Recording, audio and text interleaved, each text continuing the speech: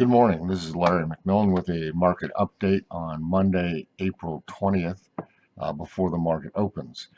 So the rally continued through last week. Friday was a very strong day. I think the market is very difficult to discern right now if you try to logic things out.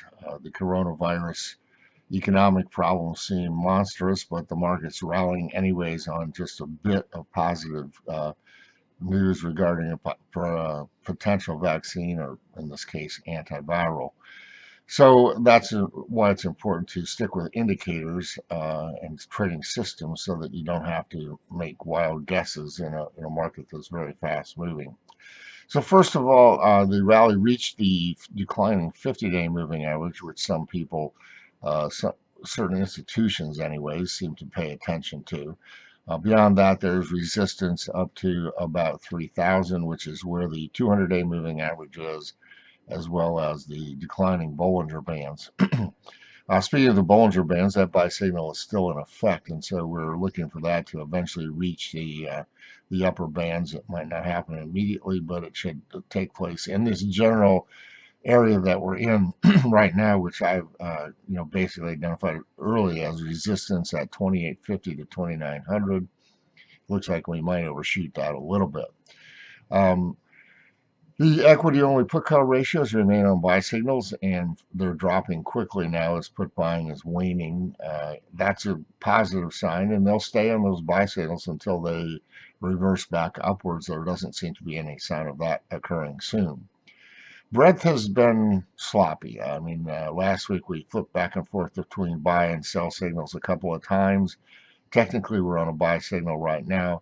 But if you think of the January of 2019, when we came off the extreme oversold lows of Christmas 2018, the market expanded. Volume was huge on the up volume was huge.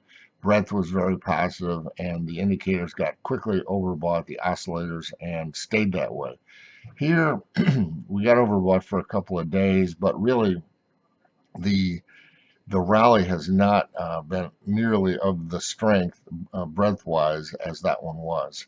And usually that's a problem eventually. So we're viewing the breadth oscillators, while technically they're on a buy signal today, as still underperforming.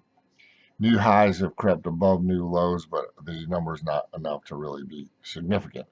One thing that is pretty interesting, though, is we did have another VIX spike peak buy signal as of last Thursday. And while those are not infallible, they've been pretty good. The last one came right in mid-March, and it was better for buying VIX puts than SPY calls, but still was a pretty good signal. The intermediate trend of volatility, though, is a problem. VIX will remain in a general uptrend until it closes below its 200-day moving average.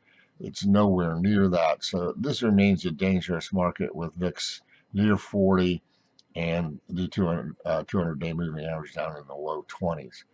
The term structure of volatility derivatives also remains negative.